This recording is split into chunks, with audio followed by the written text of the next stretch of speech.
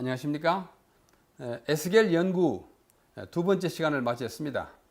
우리 ABN 성경 특강을 우리가 지난주에 시작해서 오늘 두 번째 시간을 맞이했는데요. 에스겔 연구의 두 번째 시간, 먼저 오늘은 이스라엘의 연대 개요를 잠깐 먼저 살펴보겠습니다.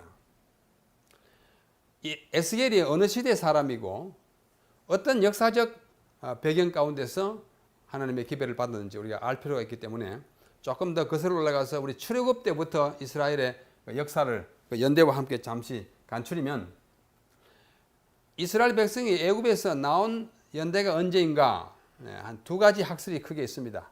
하나는 BC 15세기설이고 하나는 BC 13세기설입니다. 보수적인 학자들, 성경에 있는 말씀을 그대로 받아들이는 학자들이나 교단은 15세기설을 믿고 있습니다. 그러면 우리도 15세기 중반인 1450년 BC 때 애굽에서 나왔다고 생각합니다. 앞에 C를 이렇게 쓴 것은 대략 확정적으로 딱 연대를 꼬집지 못하기 때문에 붙이는 대략이라는 뜻입니다. 그래서 애굽에서 출발한 것이 1450년경이면은 광야에서 이제 40년 보내지 않았습니까? 그래서 거기서부터 40년을 빼면 1410년경에 가나안에 들어갔던 것으로 보입니다. 그런데 가나안에 들어가자마자 이스라엘 백성이 자기의 지역을 확보하고 안정된 생활을 한 것이 아닙니다. 약 10년 또는 15년 가까이 이 땅을 분배하고 이동을 하고 안착하는 데 시간이 걸렸습니다. 뭐 대충 한 10년 걸렸다고 하면 1410년에 도착해서 한 10년 동안에 땅을 분배하고, 그 다음에 1400년경부터 약 350년 동안 사사시대가 이어집니다. 성경의 5경 다음에 여호수아, 사사기, 룻기 이렇게 가지 않습니까? 사사시대에 약 15명 또는 16명의 사사가 출몰합니다. 외세가 들어와서 이스라엘을 괴롭히면 사사가 일어나서 무찌르고, 또 누가 들어오면 또 누가 일어나서 무찌르고, 첫 사사 옷니엘부터 여러 사사가 이어집니다. 여러분이 잘 아시지 않습니까? 뭐 삼갈, 입다, 뭐 이런 사람, 그 다음에 아주 유명한 사람으로는 삼손, 기드온, 이 다 사사들입니다. 그 시대가 약 350년 흘렀다고 생각합니다. 1050년경까지. 그 다음에 이제 이스라엘 백성이 하나님께 막 졸라가지고 왕을 세웁니다. 하나님이 그렇게 하지 말라고 그랬음에도 불구하고 졸라서 이제 왕을 세우는데, 그때 첫 왕이 누구냐면 사울입니다. 둘째 왕이 다윗이고 셋째 왕이 솔로몬인데, 성경을 자세히 읽어보면 이 왕들이 약 40년씩, 뭐 다윗은 한 40.5년, 40년 반쯤 됩니다만, 하여튼 약 40년씩 이렇게 왕 노릇을 하고, 그래서 1050년경부터 40년, 120년을 빼면 930년경까지 말하자면 통일 왕국 시대를 구가합니다. 왕국이 하나뿐이었습니다. 왕도 하나뿐이었습니다. 그러나 BC 930년경에 솔로몬이 죽자, 솔로몬의 휘하의 신하 가운데 하나인 느밧이라고 하는 아주 노장이 있었습니다. 연세가 많은 장군이었는데, 그의 아들 여로보암이, 아버지는 이미 죽고 여로보암이 솔로몬이 죽자 그 아들이 이제 왕위를 계승하려는 그 좀 어수선한 경우에 그 틈을 타서 북방 이스라엘, 나중에 이제 북방 이스라엘이라고 칭하는 그 지역을 자기가 그만 쿠데타의 형식을 빌어서 자기가 왕으로 올라가고 자기 나라를 새롭게 시작합니다. 하나님이 그걸 원하지 않았지만, 그래서 930년으로부터 통일 왕국 시대가 끝나고 분열 왕국 시대가 시작되는 것입니다. 남과 북이 나뉘어지는 것입니다. 그래서 722년까지 북방 이스라엘이 있었고 586년까지 남방 유다가 있게 되는 그 기간을 우리가 맞이하게 됩니다. 그래서 다시 여기 1050년에서 930년까지 통일 왕국 시대인데, 사울과 다윗, 솔로몬 왕이 있고 730년부터 722년까지 930년에서 722년까지 약 210년 동안 북방 이스라엘이 존속합니다. 거기에 약 19명의 왕들이 있었어요. 그 다음에 남방에는 이제 솔로몬의 아들인 르호보암이 왕위를 계승하여 나라를 다스리는데 930년으로부터 느부갓네살에 의하여 유다 왕조가 망하게 되는 586년까지 여기 북방 왕국이 망한 후에도 약 136년 동안 더 존속되다가 346년, 350년 가까이 존속하다가 남방 유다마저 바빌론에 망합니다. 북방 이스라엘은 아수르에 의하여 망하게 되고 그 다음에 남방 유다는 바빌론에 의하여 망하게 되는 것입니다. 그래서 우리는 유다와 이스라엘의 왕들을 우리가 다 외우지는 못할 것이지만 한번 쭉 살펴보는 것이 필요할 것 같습니다. 통일 왕국 시대에는 사울과 다윗과 솔로몬, 영어를 써서 좀 죄송합니다만은 다 알아볼 만한 영어이니까요. 그 다음에 분열 왕국 시대에 북방 왕국에 왕이 19 있었습니다. 첫 왕이 여로보암 1세입니다. 왜 1세라 하냐면 한참 가다가 한 100여 년 후에 여로보암이라는 이름을 가진 왕이 또 나타납니다. 그래서 역사가들은 첫 왕을 여로보암 1세, 후에 나타난 여로보암을 여로보암 2세라 합니다. 그 다음에 여로보암 다음에 나답, 그 다음에 바사, 그 다음에 엘라, 심리, 오므리, 아합, 아하시아, 여호람, 예후, 여호아하스 등등의 왕들이 이어지고 어떤 분은 2년, 어떤 사람은 7일 아주 반짝하다가 이제 사라진 왕도 있어요. 어떤 사람은 이렇게 28년 많습니다. 그 다음에 여호아스가 있습니다. 또는 요아스라고도 하고요. 16년. 그 다음에 여로보암 2세가 여기 나타납니다. 두 번째 여로보암이에요. 그 다음에 스가랴, 살룸, 그 다음에 머나헴, 베가야, 베가, 호세아. 마지막 19번째 임금이 호세아입니다. 구약의 선지자 호세아하고 우리말은 같아요. 그러나 영어로는 여기에 H 하나가 더 붙어 있습니다. 선지자 호세아는 여기 H가 없고 이스라엘의 마지막 왕 호세아는 호시아 H가 있는 것입니다. 19명의 왕들이 교대로 다스린 북방 이스라엘이 망한 것이 722년입니다. 아수르에 의하여 망하게 되지 않습니까? 그 다음에 남방 유다는 솔로몬의 아들이 르호보암입니다. 그 다음에 아비얌, 아사, 그 다음에 여호사밧, 그 다음에 여호람, 아하시아, 아달랴는 여왕입니다. 그 다음에 요아스, 아마시아, 아사랴, 요담, 아하스, 히스기야, 므낫세. 그 다음에 아몬, 요시야, 여호아하스, 여호야킴, 여호야킨, 마지막 시드기야. 여러분 여기 보시는 바와 같이 남방 유다에는 good 한 왕이 8명 있습니다. 아사 왕이 good, 여호사밧 good, 그 다음에 요아스 good, 아마샤 good, 요담 good, 히스기야 good, 그 다음에 요시야 good. 8명 있어요. 나머지는 뭘까요? bad.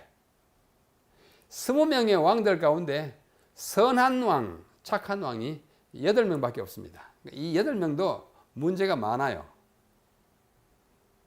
뭐 요시아도 문제가 있었고 또 우시아도 문제가 있었고 문제가 있습니다. 그 정말 훌륭한 왕 다윗도 문제가 있고 솔로몬도 문제가 있지 않습니까? 문제 없는 왕은 없지만은 그래도 상대적으로 착한 왕이 8명 있고 나머지는 악한 왕이고 이스라엘은 19왕이 전부 후대 역사가 평하기를 전부 bad kings, 나쁜 왕입니다. 이런 왕들의 지배를 받고 있었던 이스라엘이 얼마나 힘들었겠어요.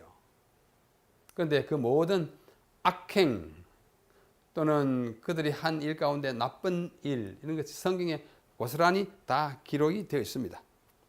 그래서 이러한 왕들 가운데 여기 보십시다. 유다의 마지막 왕 5명이 여기 있습니다. 16, 17, 18, 19, 20.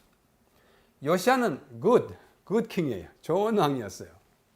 그런데 이 요시아는 역대하 3장 15절을 보면은 아들이 넷 있습니다. 첫째 아들은 요하난이고 둘째 아들은 여호야김, 셋째 아들은 시드기야, 넷째 아들이 여호아하스입니다.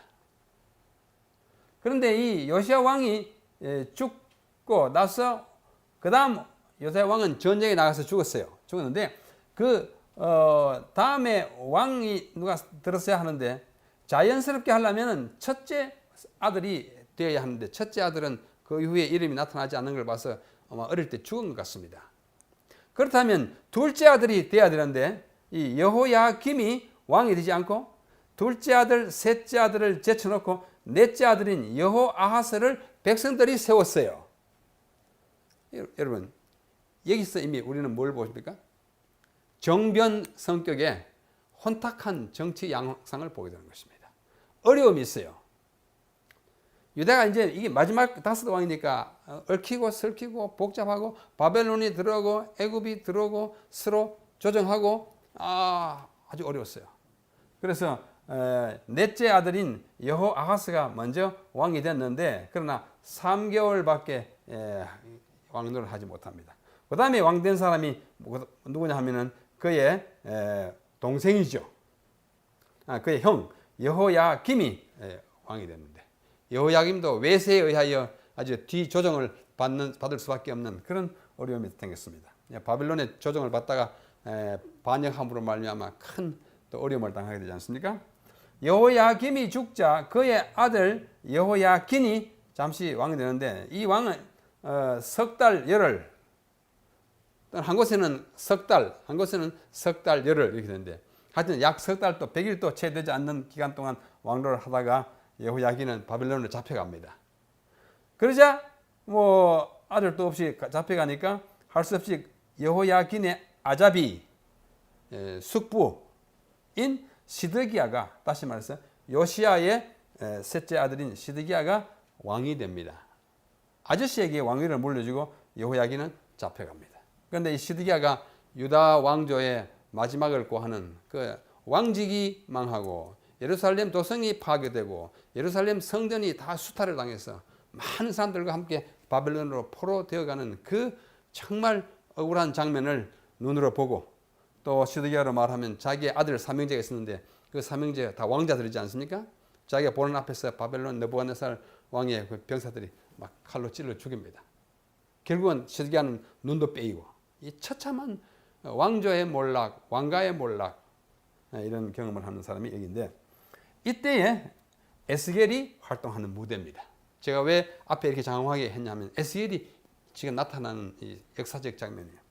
에스겔은 BC 622년 요시야가 604년에서 609년까지 31년 동안 통치했는데 그 한 중간쯤 되는 622년경에 출생하여 마지막 네 왕 여호아하스, 여호야김, 여호야긴, 시드기야 이 시대 동안에 활동한 선지자입니다. 특히 여호야긴과 함께 바벨론으로 포로로 잡혀가는 그 선지자가 바로 에스겔입니다. 그때가 뭐냐면 BC 597년이에요. 자, 이 사람이 바로 에스겔입니다. 에스겔, 예헤스겔, 예스겔 뜻이 무엇인지 이따 보겠습니다. 방금 우리는 유다 왕조가 몰락하고 패망하고 백성들이 잡혀가고 정말 쑥대밭이 되는 그런 시점에서 선지자로 부르심을 받는 에스겔의 모습을 보게 되는데 그 당시 왕이 바벨론 왕이 느부갓네살입니다. 느부갓네살이 왕이 되기 전에 장군으로서 왕이 된 다음에 정말 통치자로서 합쳐서 3번 유다를 방문합니다. 좋은 의미의 방문이지만 공격하러 침입하러 온 것입니다. 그 3번의 침입 및 침입해가지고는 백성들을 잡아서 바벨론 포로로 잡아가는 일을 3번 합니다. 그 첫 번째가 BC 605년이에요. 605년입니다. 둘째는 597년입니다. 세 번째는 586년에 잡아갑니다. 바벨론 사람들은 그 위에 아수르 사람들도 마찬가지입니다만 외방을 정벌하러 갔을 때는 정복한 백성들 가운데 상당수를 바벨론으로 잡아가는 일을 하였습니다. 이걸 가지고 우리 강제 이주라 그럽니다. 영어로 deportation 이렇게 표현합니다. 성경에 그런 사례가 아수르에도 있고 바벨론에도 있습니다.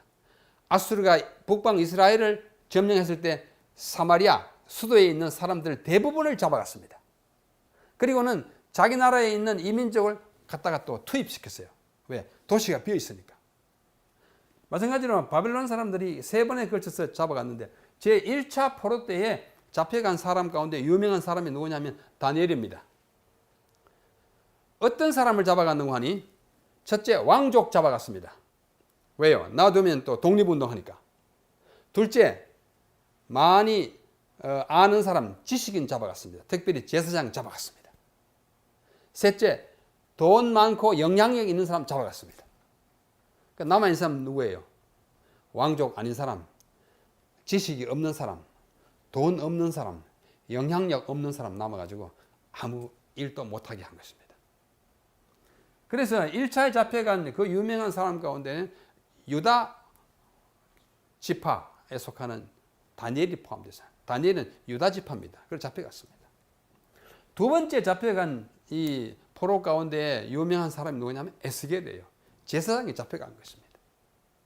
물론 마지막 때는 대거 잡혀갔습니다. 예루살렘 성이 함락됐기 때문에. 이러한 이 포로와 침입 그리고 왕조를 망가뜨리는 이 바벨론 군대의 그 억압된 그 형편 가운데서 선지자로 부르심을 받는 것이 얼마나 힘든 일이었는지 우리는 짐작하게 됩니다. 그런데 그 당시 히브리인들이 갖고 있던 두 개의 확신이 있습니다. 그 확신은 뭐냐면은 절대로 이런 일은 있지 않을 거야, 또는 절대로 이런 일은 있을 거야, 이런 확신이에요. 그 첫 번째 확신은 뭐냐면 예루살렘은 신성 불가침이다 하는 확신이에요. 하나님이 계시는 전인데 누가 감히 그런 생각을 가졌어요. 아무리 우리가 잘못해도 하나님이 계시는 이 성전과 그 도성은 거룩한 도성, 성도, 거룩한 도성은 절대로 난공불락, 신성불가침이다. 그렇게 생각했어요. 야훼, 여호와 예배의 자리이기 때문에 그렇습니다. 시편 48편을 보면 예루살렘은 정말 하나님이 계시는 곳이라고 노래하고 있지 않습니까? 그러므로 절대로 파괴되거나 이교 세력에 무너질 것으로 생각하지 않았습니다. 그런 확신이 있었어요. 그럼 그 확신이 온전한 확신이었습니까? 아닙니다. 파괴됐습니다. 하나님이 계시는 성전이 신성불가침으로 보존됐습니까? 아닙니다. 그 안에 있는 거 다 수탈당해가지고 다 가져가고 불살라 버리고 없어진 것입니다. 두 번째 확신은 또 그릇된 확신은 605년에 처음에 포로로 잡혀간 사람들은 곧 돌아올 것이다. 잡아가긴 갔지만 하나님이 곧 돌려보내줄 거야. 가지만은 하나님이 끝까지 포기하지 않을 거야. 잠시 잡혀갔지만 머지않아 귀환할 것이라는 이 그릇된 확신을 가지고 있습니다. 갔지만은 점처럼 오지 못했습니다. 70년 이상을 거기 머물러 했습니다. 마지막으로 잡혀간 586년에 잡혀간 사람이 70년이 됐을 때 돌아왔어요. 이스라엘 백성들은 이 두 가지 그릇된 확신이 그야말로 오신으로 낙착됐을 때 그들은 굉장히 놀랐습니다. 대단히 정말 어떻게 할 바를 알지 못하는 그런 당황한 가운데 있게 되었습니다. 자, 이 마지막 네 왕, 아까 다섯 왕 중에서 요시아를 빼고 요시아의 세 아들과 그 다음에 여호야긴, 이들이 어떻게 왕이 되고 왕에서 물려났는지 한번 보십니다.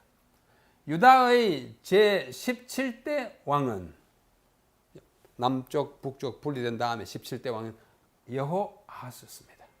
여호아하스는 넷째 아들이었어요. 요시아의 넷째 아들인데 백성이 그를 왕으로 세워가지고 있었지만은 3개월 만에 애굽의 바로 느고에 의하여 폐위됩니다. 애굽이 올라와가지고 물리쳤습니다. 3개월 만에. 그리고 나서 그의 형 엘리야김이 등극하여 그 이름을 여호야김이라고 바꿔줬습니다. 이 느고라는 애굽의 바로가 이름을 바꿔줬는데 이제 왕명은 엘리야김이 아니라 여호야김이다. 뜻은 같아요. 엘리야김은 뭐예요? 여호와께서 힘 주신다 이 말이에요. 여기는 아니야. 하나님이 힘 주신다. 이거는 여호와 힘 주신다. 엘리 하나님을 여호와로 바꿨습니다. 그래가지고 이제 17대 18대 왕이 됩니다. 그러나 여호야김이 느부갓네살을 3년 동안 섬기다가 배반합니다. 배반해. 열왕기하 24장 1절에 보면은 3년 동안 하다가 배반하게 하자. 그리고 또 11년간 악을 많이 행함으로 느부갓네살이 올라와 가지고 그를 결박하여 바벨론으로 잡아갑니다. 바벨론으로 잡아가기 위해서 결박했다 그러는데 잡아갔는지 안 잡아갔는지에 대해서는 학설이 좀 갈려요. 잡아가기 위해서 붙잡았기 때문에 잡혀갔을 가능성도 있고 포로로 잡아가려고 했지만서도 나중에는 예루살렘에 도로 보내가지고 거기서 죽였을 가능성도 있습니다. 죽기는 예루살렘 문 밖에서 죽었어요. 하여튼 이 여호야김이 그렇게 물러나게 됩니다. 그래서 여호야김은 폐위되고 바벨론에 의하여 폐위됩니다. 앞에 여호아하스는 애굽에 의하여 폐위되고 이 여호야김은 바벨론에 의하여 폐위되고 그의 아들 여호야긴이 19대 왕으로 등극합니다. 여호야김, 여호야긴 이렇게 돼요. 그러나 여호야긴도 제위 석 달 열흘 또는 다른 때는 그냥 석 달 만에 그의 숙부 시드기야에게 왕위를 물려주고 바벨론으로 포로로 잡혀갑니다. 여호야긴은 억지로 폐위돼서 잡혀갑니다. 잡혀간 그 해가 597년인데 이때 같이 간 사람이 에스겔이에요. 이 당시 상황이 이렇습니다. 아주 참 나라의 몰골이 말이 않은 왕조의 몰락을 눈앞에 둔 이 풍전등화 같은 이 권력이 이렇게 허무하게 이제 출입하는 그런 상황이 된 것입니다. 바로 그 BC 597년의 제2차 포로 때에 여호야긴 마지막에서 두 번째 왕입니다. 여호야긴과 함께 바벨론으로 잡혀간 포로들 가운데 젊은 제사장 한 사람이 있었으니 그의 이름이 바로 에스겔입니다. 이때 그의 나이가 25세였던 것으로 생각합니다. 젊은 제사장이었어요. 바벨론에 잡혀간 포로들 뿐 아니라 에스겔은 예루살렘에 남아있던 백성들에게도 그 기별에 해당되는 아주 중요한 기별을 전한 위대한 선지자 가운데 한 사람인 것입니다. 자, 우리는 지난 시간에 구약의 구조를 보지 않았습니까? 히브리인들의 구약 성경의 구조와 우리가 사용하는 이 성경의 이 차례의 구성과 좀 다르다고 했죠. 우리 성경의 구조는 무엇인가 하니 창세기부터 신명기까지 율법서, 여호수아부터 사사기, 룻기, 사무엘, 열왕기, 역대, 에스라, 느헤미야, 에스더까지 역사서 그러죠. 그 다음에 이제 욥기, 시편, 이제 잠언, 전도, 아가를 문학서 또는 시가서 그리고 마지막에 이사야, 예레미야, 에가, 에스겔, 다니엘을 우리는 대선지서라고 부릅니다. 그 다음에 호세아, 요엘, 아모스, 요나, 말라기까지를 소선지서라고 하지 않습니까?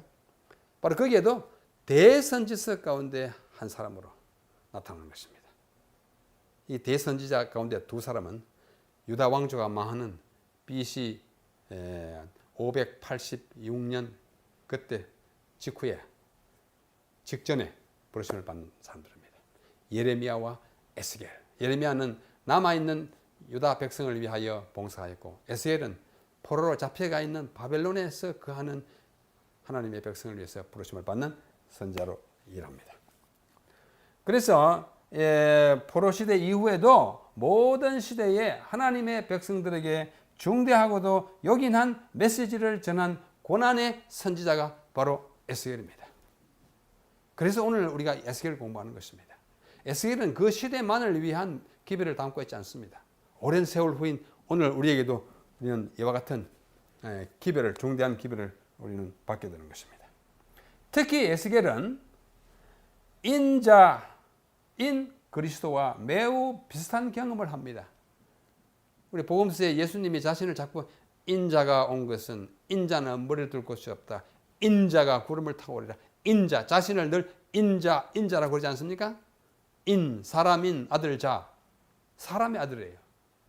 하나님의 아들이지만 이 땅에 사람으로 오셔서 사람과 같이 되신 예수님 자신의 모습을 인자라는 칭호에 담고 있듯이, 우리 에스겔서를 딱 펴면은 1장에 굉장한 묵시가 있고 2장에 바로 들어가자마자 하나님이 에스겔을 부르실 때 인자야 그럽니다. 그 특별한 칭호가 예수님의 그 사역, 예수님의 기능, 예수님이 당하는 어려움을 직접 반영하는 그 이름을 가진 선지자, 유일한 선지자 에스겔이에요.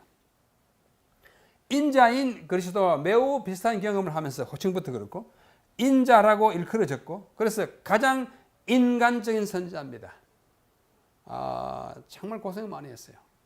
뭐 다른 선지자도 고생했지만은 우리가 좀 더 구체적으로 보게 됩니다. 그래서 인자라는 칭호가 에스겔서에 93번 사용됩니다.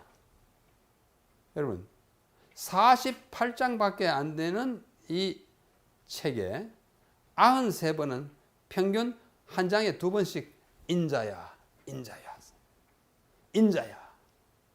에스겔은 인자입니다. 인자가 뭐예요? 히브리 말로는 벤 아담, 벤 아들 아담은 사람이에요. 벤 아담, son of man. 예수님의 인성을 쓰시고 인간으로 사신 예수님의 그 모습을 가장 잘 나타내는 선지자, 그가 바로 에스겔입니다.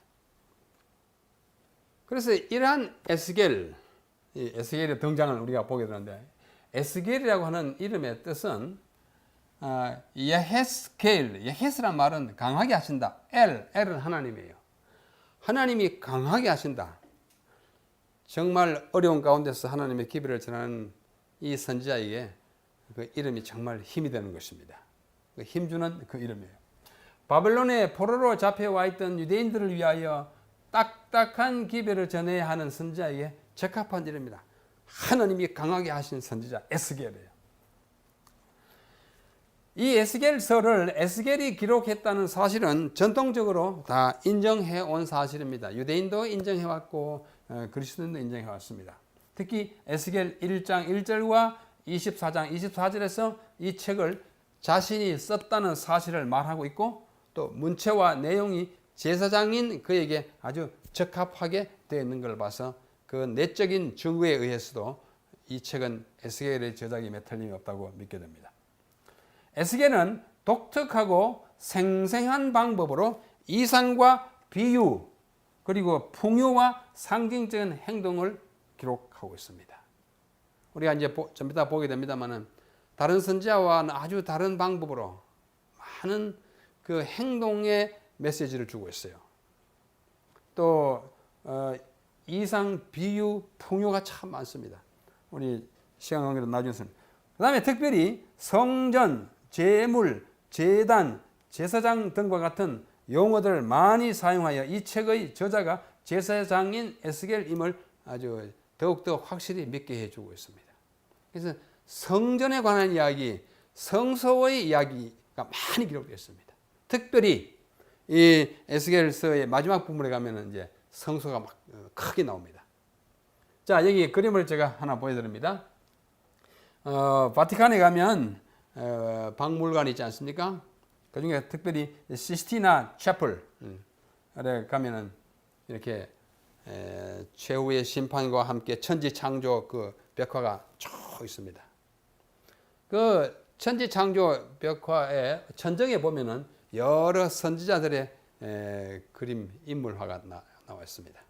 미켈란젤로가 그린 것인데 그 중에 이분이 에스겔입니다. 여기 에스겔 이렇게 에스겔이라고 이름까지 써놓은 그 천장이 있는데, 뭐 그때 사진 찍어서 그린 것이 아니니까 상상입니다만은 이렇게 에스겔의 모습을 보여주고 있고, 자, 어디서 에스겔서를 받았을까? 묵시와 기별을 받았을까? 그것은 바로 바벨론입니다. 바벨론에 텔 아빕 있고 니푸르가 있고, 여기 바벨론 도시고 여기입니다. 여기에 유브라데 강과 티그리스 강, 히띠겔 강이 만나서 페르시아로 들어가는데, 유다는 BC 586년에 이제 마지막으로 포로로 잡혀가서 516년까지 유수 생활합니다. 유수, 포로 같은 말입니다. 그러나 포로는 잡아가는 사람의 입장에서 쓰는 말이고 유수는 잡혀가는 사람의 입장에서 쓰는 말입니다. 뭐 영어로는 이건 뭐 captivity 이렇게 표현하고 영어는 유수는 exile 이렇게 표현합니다. 실체는 같아요. 그래서 586년부터 516년까지 만 70년 동안 성소 없이 지내는 이스라엘 백성들을 우리는 보게 됩니다. 아까 그 바벨론 부분을 좀 더 확대하면 여기 두 강이 있지 않습니까? 유브라데 강과 디그리스 강이 있는데 그 사이에 이런 작은 강이 있습니다. 이걸 우리는 운하라 그럽니다. 인공강이에요. 예, 그발강이 있는데 그발강가에 텔아비브라는 도시가 여기 있습니다. 여기에 바로 이스라엘 백성들이 집단 거주하고 있습니다. 포로로서. 그래서 이 이름에서 오늘날 우리가 이스라엘을 여행할 때 비행기 타고 내리는 곳이 텔아비브, 이 이름에서 유래하는 곳입니다. 에스겔이 이 그발강, 이게 그발강이에요. 그발강, 있죠? 그발강가의 텔아비브에서 묵시를 받은 것이 에스겔서입니다. 자, 간단히 에스겔서는 크게 두 부분으로 나누어져 있습니다. 크게 두 부분으로 나눠져 있는데 전체의 주제는 영광이 떠나갈 때의 예루살렘의 파괴와 영광이 돌아올 때의 예루살렘의 회복입니다. 하나님의 영광이 떠나갈 때, 돌아올 때. 그래서 영광이 떠나가고 예루살렘이 파괴되는 이야기가 1장부터 32장이에요. 그 다음에 1장부터 3장은 에스겔의 사명에 대한 예언이고 4장으로부터 7장은 예루살렘의 황폐에 대한 묘사이고 8장부터 11장은 영광이 성전으로부터 떠나가는 모습을 보여주는 것이 8장으로 11장입니다. 그 다음에 12장으로 24장은 유다의 반역이 어떤 반역인지 자세히 보여주고 있습니다. 아주 나쁜 짓을 많이 했어요. 그 다음에 마지막으로 25장으로부터 32장은 유다의 이웃 나라들에 대한 예언입니다. 뭐 동쪽에는 암몬, 모압, 에돔, 그 다음에 서쪽은 블레셋, 두로, 남쪽은 애굽, 구스에 대한 심판을 쭉 이야기함으로써 전반부 1장부터 32장이 끝납니다. 그 다음에 둘째는 32장부터 48장 끝까지인데 이것은 영광이 돌아오는 것과 예루살렘이 회복되는 이야기예요. 이거는 나중에 이제 공부할 것이기 때문에 구체적으로 읽지 않겠습니다. 이스라엘의 회복의 예언적 과정, 마지막으로 이스라엘의 회복과 제사장의 영광, 여기에서 특별히 성전이 돌아오는 것입니다. 성전으로 돌아오는 영광과 성전에 대한 이야기를 해요. 에스겔서에 아주 몇 가지 특징이 있습니다. 시각 재료를 많이 씁니다. 그 다음에 여호와 영광에 관한 이야기입니다. 영광이 떠나가고 돌아오는 이야기예요. 또 특별히 자주 반복되는 구절이 66회나 반복되는 구절이 하나 있는데 그들이 내가 여호와인 줄 알리라. 그들이 내가 여호와인 줄 알리라. 하나님이 여호와 하나님인 줄 모르기 때문에 많은 일들이 생겼어요. 그래서 그 모든 역사적 형벌과 여러 가지 사건을 통해서 그들이 내가 여호와인 줄 알게 하는 그 목적이 나와요. 그 다음에 특별히 회복된 성전, 마지막 40장으로 48장까지는 회복된 성전인데 제3성전이라고 이렇게 표현합니다. 이것을 앞으로 더 자세히 설명하겠습니다만은 이 단어와 함께 잠깐만 제가 성전과 또는 성소의 발전 역사를 우리가 꼭 알 필요가 있습니다. 꼭 알 필요가 있습니다. 자, 이번 기 말고 제3기 말고 제4기 마지막에 우리 성소 공부를 또 안실학교 교과 시간 하게 되는데요. 인간의 역사는 성소 또는 성전 변화의 역사입니다. 첫째는 원초적인 성소 시대에 아담으로부터 노아까지 에덴 동산 동편에 그룹들과 화염금을 두어서 아주 간략하고 원초적인 성소에서 제사를 드네. 가인과 아벨이 거기 가서 제사를 지냈어요. 그 다음에 노아 홍수로 말미암아 그것이 거두어가지고 돌단 성소. 노아 창세기 8장 20절에 보면 홍수가 끝난 다음에 노아가 밖에 나오자마자 제단을 쌓습니다. 돌로 쌓았어요. 그래서 모세까지 돌단 성소 시대가. 그다음에 모세를 통해서 하나님께서 큰 계시를 보여주시고 성소 회막을 짓게 합니다. 회막 성소 시대입니다. 광야 시대와 솔로몬이 성전을 지을 때까지. 그다음 솔로몬은 성전을 대대적으로 짓습니다. 이것을 우리가 학자들은 제1성전이라고 합니다. 솔로몬이 지어서 예레미야 때까지요. 그 바벨론에 들어와가지고 다 부술 때까지 제1성전 시대예요. 제1성전 시대라는 말을 자주 씁니다. 학자들이. 그건 언제냐면 솔로몬으로부터 예레미야까지요. 그 다음에 성소가 파괴되고 난 다음에 성소가 없던 시대가 예레미야로부터 스룹바벨 때까지입니다. 없어요. 70년 동안 성소 없이 지냈습니다. 암흑입니다. 하나님을 만날 장소가 없어진 것이에요. 제사를 드릴 곳이 없어진 것입니다. 그러다가 스룹바벨을 통해서 다시 새롭게 짓고 하는 것이 포로에서 돌아온 이후에 제2성전인 것입니다. 그것이 학계 스가랴 바로 제2성전 스룹바벨 성전을 짓게 한 것입니다. 그 다음에 헤롯 왕 때에 성전을 또 개축합니다. 그래서 헤롯 성전 시대라 그런 말이에요. 헤롯이 아주 크게 아주 완전히 개축해가지고 AD 70년 로마 군인들이 와가지고 또 다 돌 하나도 돌 위에 처음 놓이지 않고 다 없애버리는 그런 시대가 바로 헤롯 성전 시대인데 AD 70년부터는 성소가 없이 지금까지 옵니다. 재림 때까지요. 그러면은 우리는 하늘 성소 시대 살. 그래서 하늘 성소 지금은 우리는 하늘 성소 바라보고 있어요. 그 이야기를 가장 자세하게 기록한 책이 히브리서입니다. 히브리서는 앞으로 AD 70년에 성소가 없어진 다음에 갈 바를 알지 못하고 하나님을 어떻게 섬겨야 할지를 알지 못하는 백성들을 위하여 미리 하늘 성소를 바라보게 한 책입니다. 히브리서 참 귀중한 책입니다. 그 다음에 우리 예수님이 이 땅에 오시면 영원한 재림으로부터 영원한 시대로 이어질 때 그때는 제3성전 시대가 되는데 이 제3성전이 바로 어디 있냐? 에스겔 40장으로부터 48장에 있는 성소입니다. 물론 상징적인 것이긴 하지만 그래서 이 에스겔서는 성전과 매우 밀접한 관계를 가지고 있기 때문에 우리가 공부하면서 이 관계를 쭉 연결시켜 나가기로 했습니다. 오늘 둘째 시간 이것으로 마치겠습니다. 다음 시간에 좀 더 다른 과목으로 함께 공부하겠습니다. 경청해 주셔서 감사합니다. 다시 뵙겠습니다.